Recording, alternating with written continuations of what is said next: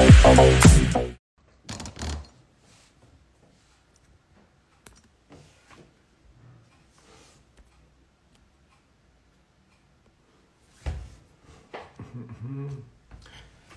minor adjustments. Hello everybody, welcome back to another episode of Ask Someone Else. This week we've got a brand new amazing guest, but before I get to that, I'd just like to thank everyone for joining us, logging in today.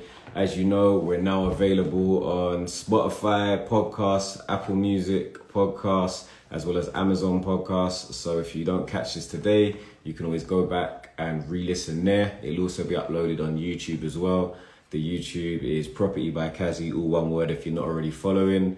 So Ask Someone Else. Every week we have a different guest within the property space or the business space to give you the opportunity to ask questions. So you can use the question box below to ask any of your dying questions that you've got in this property space. Today we've got a slightly different episode.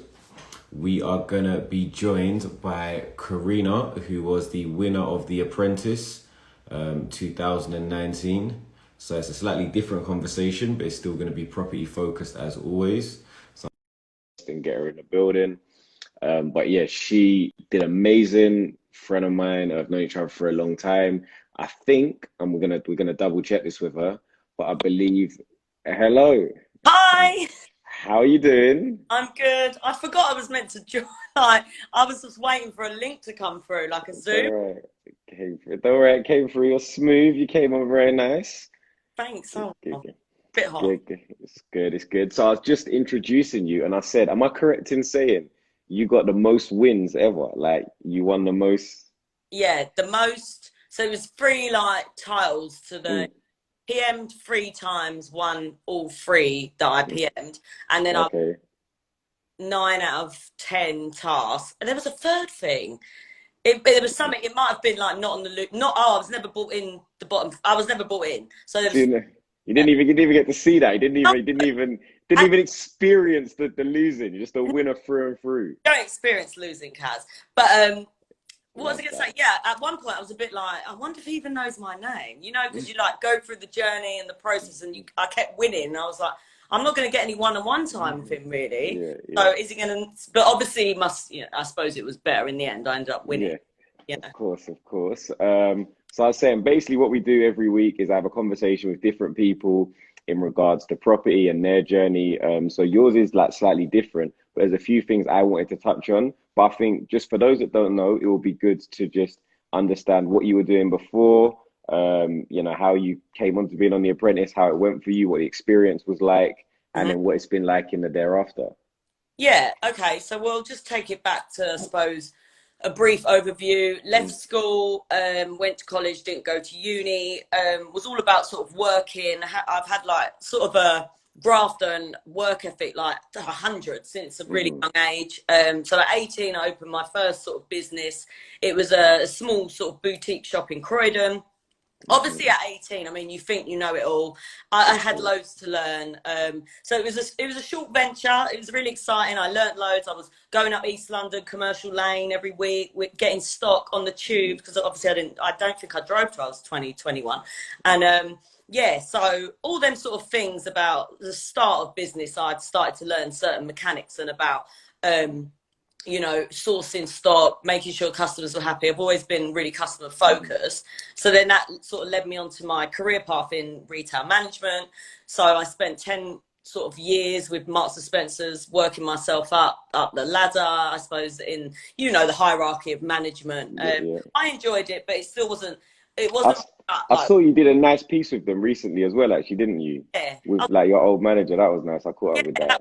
They called me back and they were just like, it's this alumni thing that they've got going on where basically it's LinkedIn, and people can, so if you was an ex-M&S manager and you've gone on to do property, so anyone that's sort of left M&S and is doing something successful, they just want us to all sort of link and talk and discuss things, because networking is really key, and some companies like M&S really understand that, others don't, and they'll just sort of lose their talent and let them go and buy. But some really sort of think, right, okay, she's gone off, she's left us, but she's doing great things, so So why sort of lose that? Why not give that knowledge and help other people, etc.?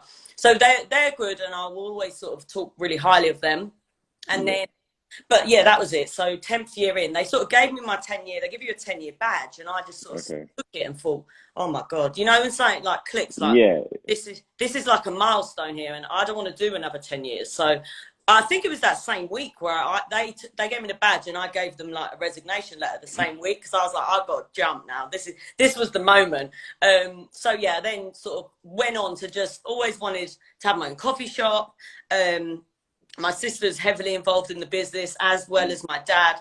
So yeah, it's a family-run business. At that time, they were going through some troubles, my dad especially, personal life, and I just thought it was a real opportunity, and I sort of love to take risks and opportunities. So I left M&S, took the risk. I knew it would be sort of pay cuts, and I'd have to sort of try and struggle, you know, because to build up any brand or any business, sort of a name for itself, it was really tough. So yeah.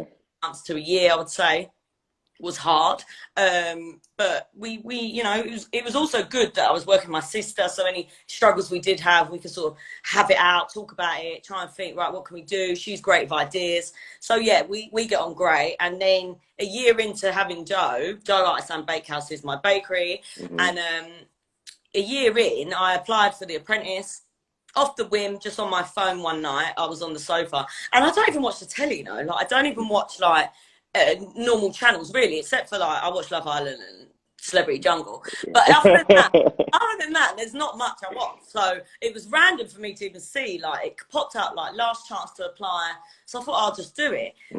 One of the questions I always get is, why did you apply? What were the reasons? And my reason was really, I love the show. That's a show I watch. I've watched all series.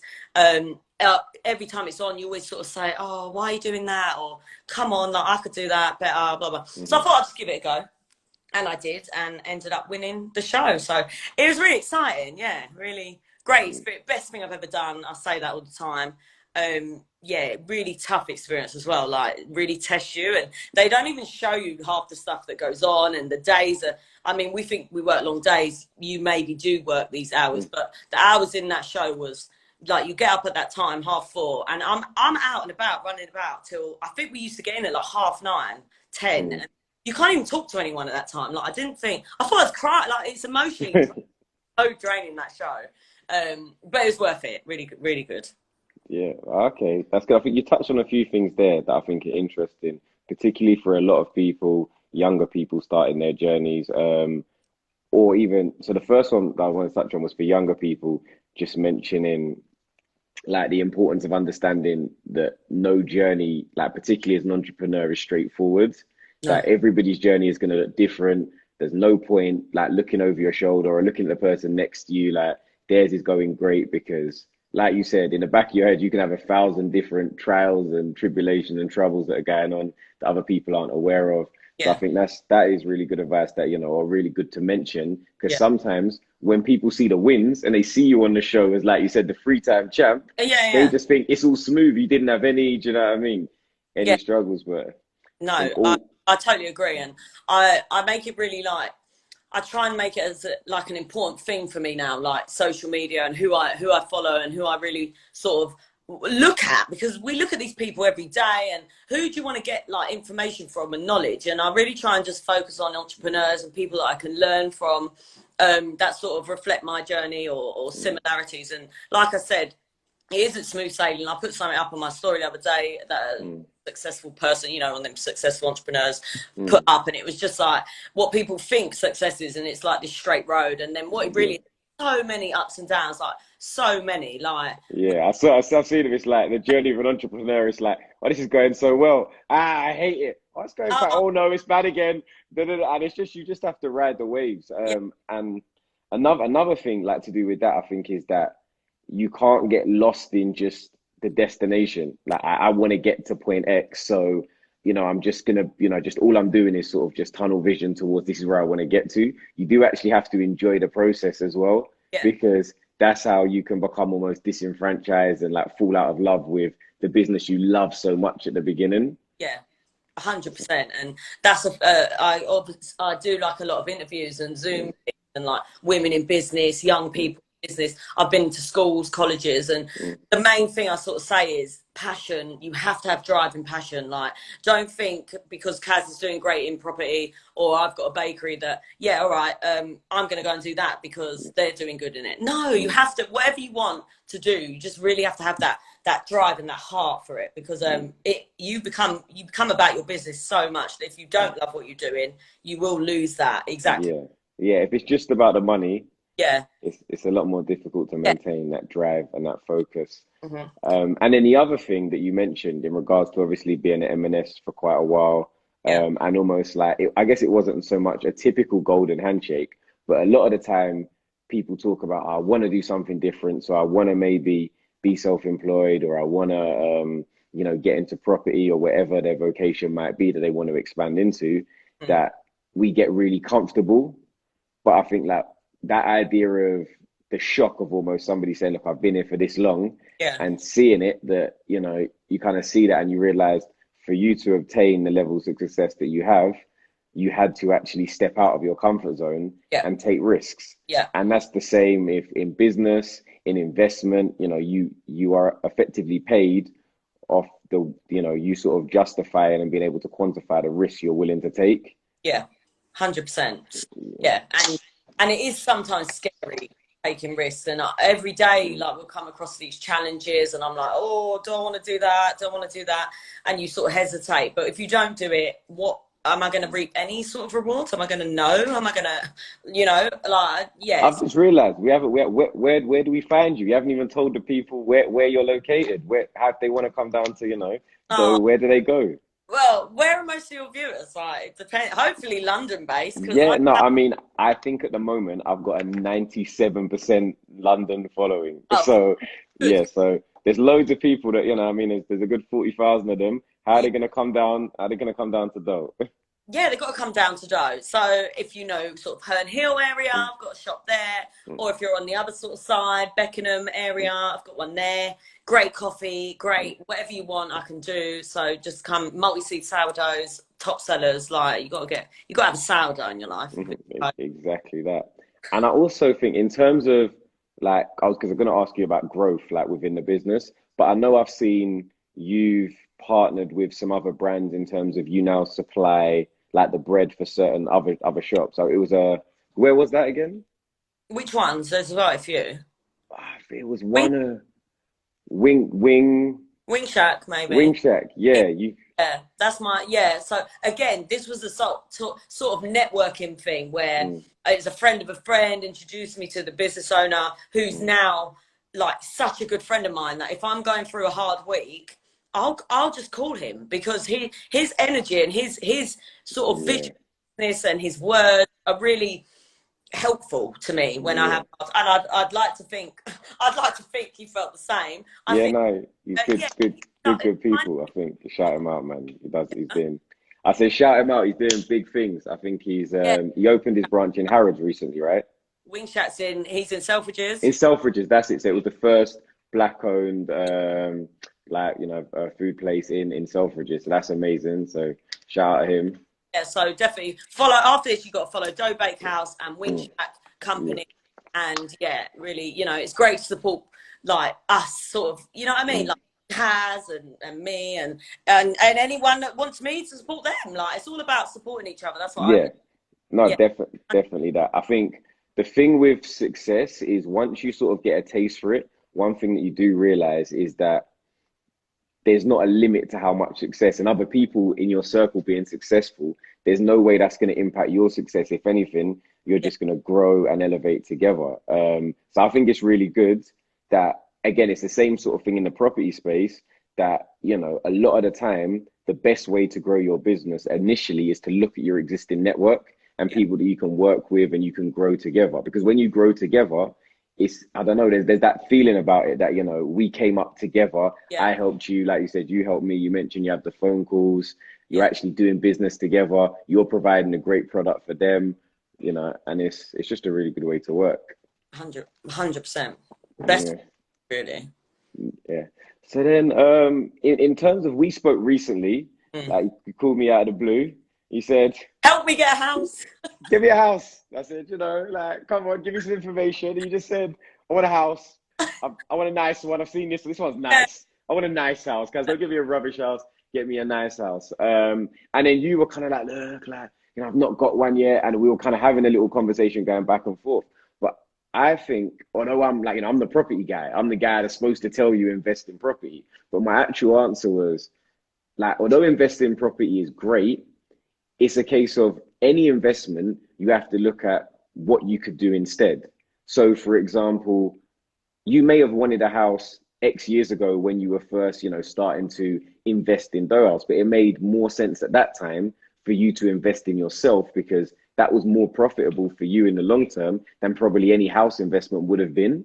And then it's just a case of, like you said, the journey, whether it is in property or is in business, is never a straight line. But, you know, by you investing in yourself, you've taken that shortcut that maybe you're not going to get the starter home that you would have got X years ago. You can now get something that's a lot more fit for what you're looking for. So I think that is one thing that I definitely say to people that are maybe feeling a little bit anxious that they're not on the property ladder yet, that the time is not always now. And if you've got money and, you know, you do have a viable business to invest in, potentially the business itself may be a better investment in the short term, and then look at property as a longer term investment.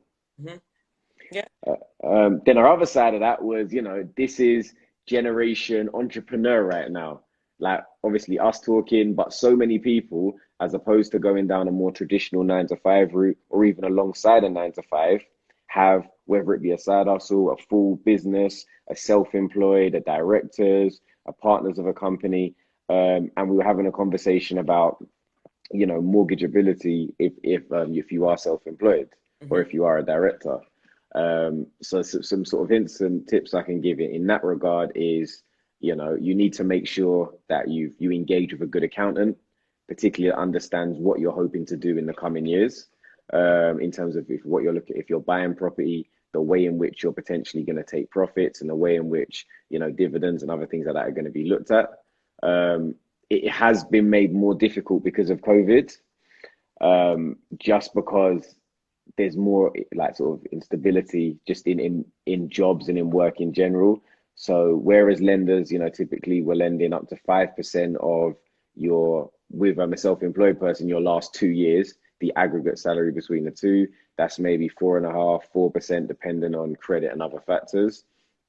But when you're a business owner, there are other things that you can do. So you can actually use your profits towards what you can borrow as well, which is a great way to, obviously, you know, when people talk about the benefits of operating within a limited company, that's really a good one that you can use as well, because you can have the tax efficiencies as well as being able to benefit from, you know, from the lending, the increased lending amount. Let me just double check something quickly.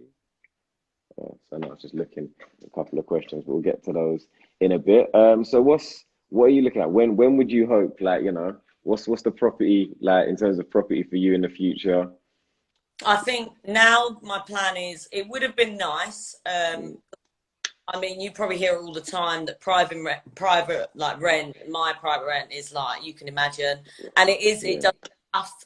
But then on the flip side, exactly what you've just said, if I'm clever and I sort of make sure my accountant is very clear that any dividends, anything that is going to be sort of paid out anytime soon in the future, whatever, that then needs to be my focus. Well, I've told you my focus. My next step has to be, I need to get my foot on that ladder. So my timescale, I suppose, would be, I've obviously got my son, Lucas, and I'm sort of do everything around him and sort of try and think, right, okay, he's now going to be like 9 years old, so I need to be gone. I need to be somewhere. I even said to you, didn't I, if I could pick up my house and just move it somewhere, like, or one of the houses that you put up, you know, you know what I like. I just want something.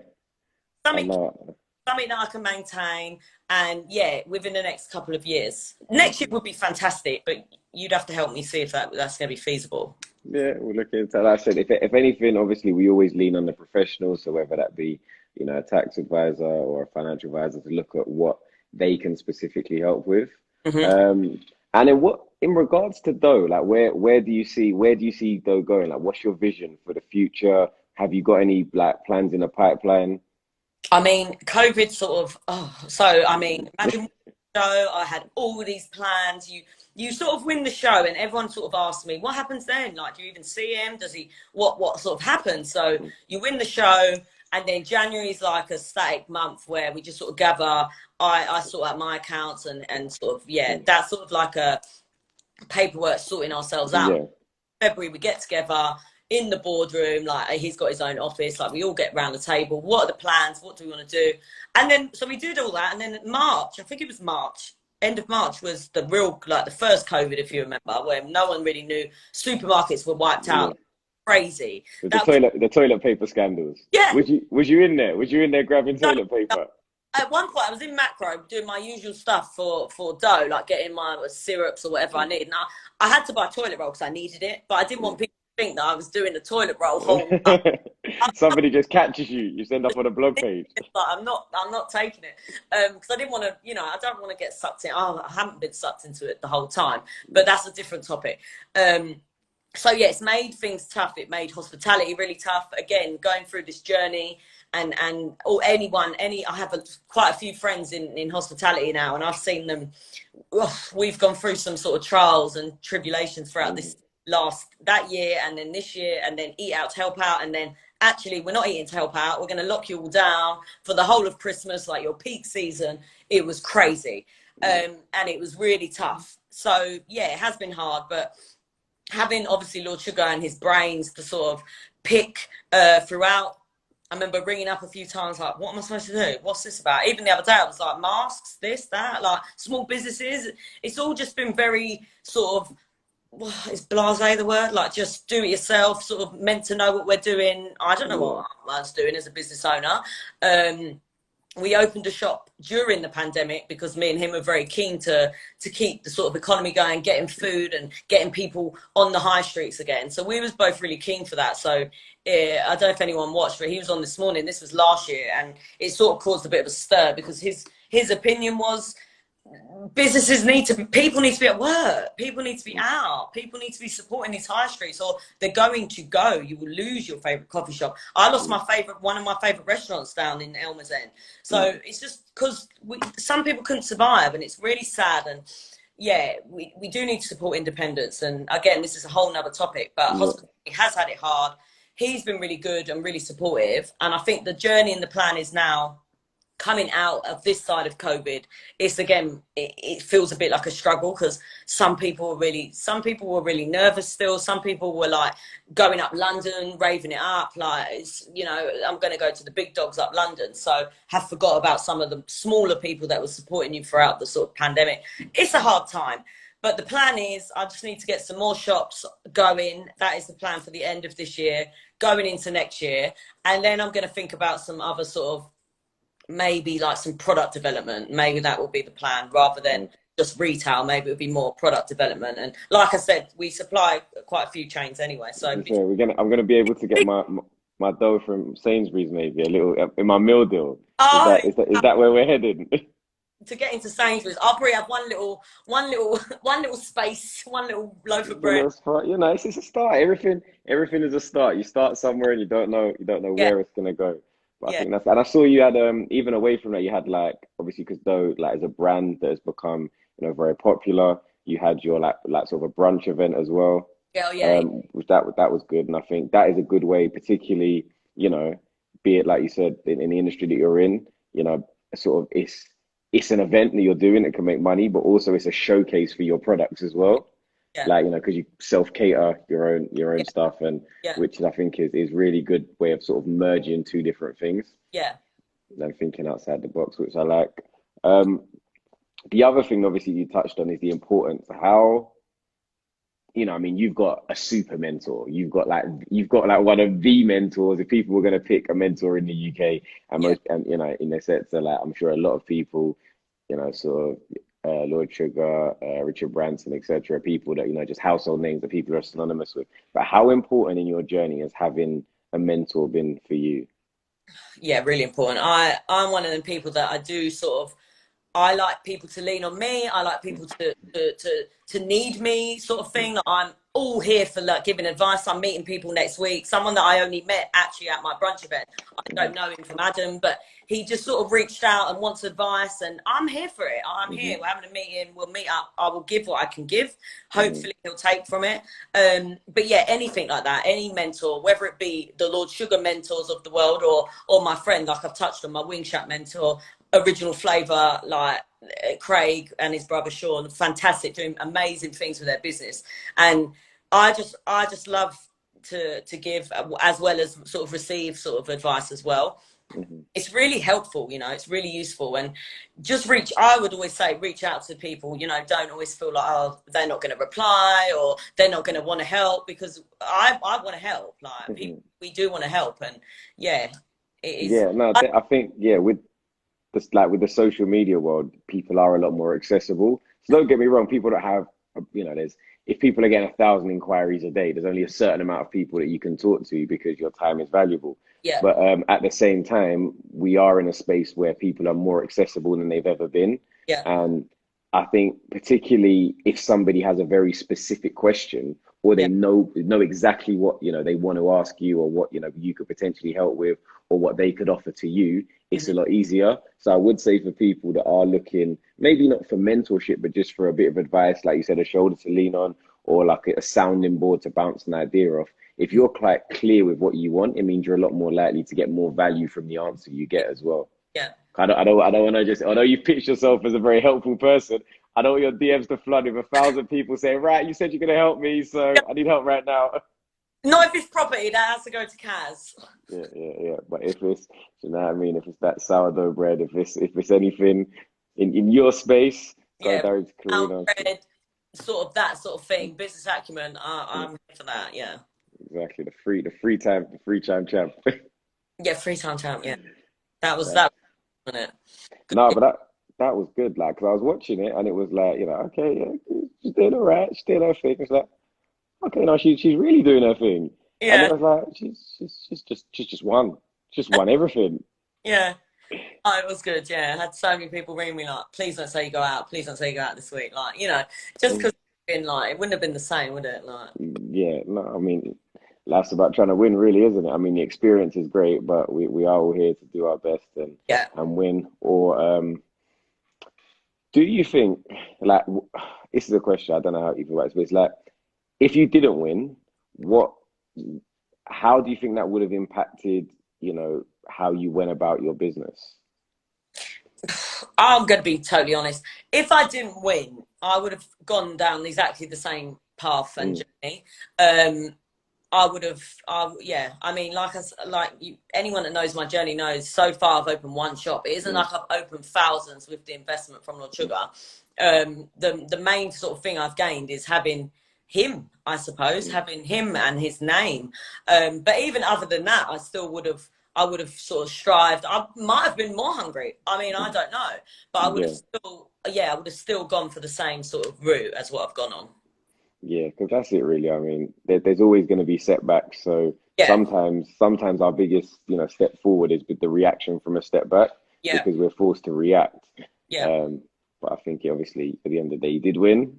You didn't lose. We didn't get to see those setbacks, which is great. So in terms of another question I wanted to ask you was, obviously with the business growing, having to take on more staff, more responsibility, how have you found, because you started, you know, I was there, you know, very early days when I was coming down to see you guys, and, you know, how have you found having to almost delegate a bit more and not be as hands-on? It's very hard, very hard, very, very hard. And one of the things I have with these weekly chats with my friends is staffing other sort of people that you can't, you know, if people want to sort of grow with your business, if they want to work for you and do a good job, they will. If they don't, they won't. Like, it's very simple. And it's also very challenging at the same time.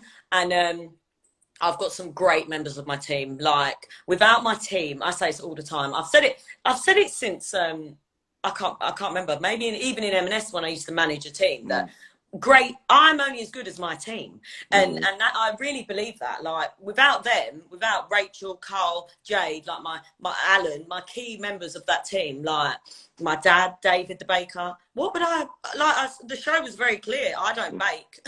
Like I might be the brains, but I'm definitely not the product, and I'm not the sort of I'm not every piece of dough, and that's what is so important. And I hope my team know that, and I feel like they do know it. I bang on it like a lot. I've said it now that I'm only as good as them, and it's so important to have good people and to give back. I'm always working on that. Even if I've interviewed someone, I will say to them straight up, like I'll give them 100% like of my respect, of my time, if they need me, if they want this, want that, as long as I receive it back. It's very simple. It's sort of life learning, isn't it? That you put in what you get, what you put in, and you put, you know what I mean, put out what you. Yeah. It's all, you know what I mean? It's a flow of information and efforts and energy. But I think, yeah, it's a common question, we get in property, which is, how do you build a team?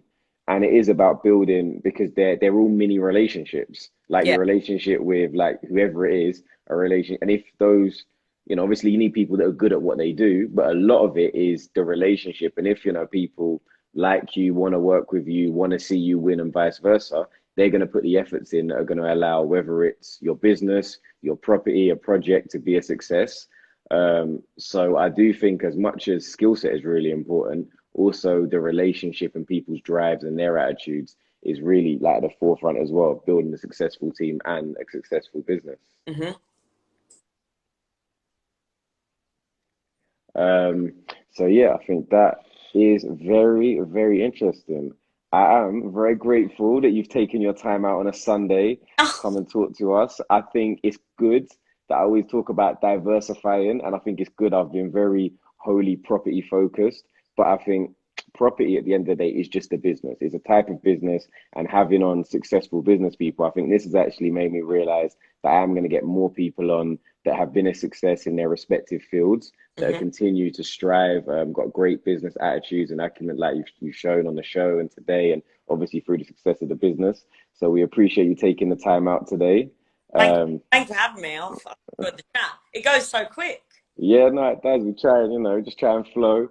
I know, Yeah. because a lot of people message me before and say, right, what are we going to talk about? I'm like, don't worry about that. We'll just chat. Yeah. We'll just talk, and it's a lot more natural then, a lot more engaging, hopefully, for those that listen. So this is going to be available on Spotify podcast, Apple Podcasts, Amazon Podcasts, as well as the YouTube channel, which is PropertyByKazy, all one word. There'll be a link to Karina's page. So obviously, if you do want to go and check out the shop and get the actual addresses, I would recommend, I really like the gingerbread man and the smoothies are my go-to, particularly for summer when it's a nice day. They make a sensational smoothie. The Beckenham shot as well is really nice because it's got the outdoor seating area. So it's really, really good. We're all about supporting businesses and growing together. So I really would appreciate it if you don't only just follow, but actually go there, and say, look, Kazy sent me, when you go to the business, buy something and enjoy it, because I can almost guarantee you're going to like whatever you get. Oh, thank you, Kaz. I really appreciate it. Yeah, definitely come down and definitely quote Kaz, and then I'll be like, oh yeah. I'm always in one of them anyway. You see me. Exactly that. Coming up in the next couple of weeks, obviously unfortunately, you can see me tanned. I'm glowing right now.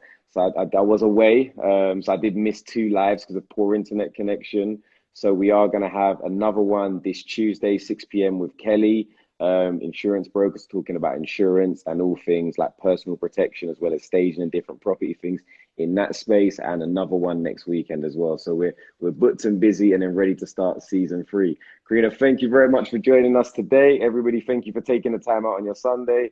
We'll catch you all soon. Take care. Thank you. Bye. Bye.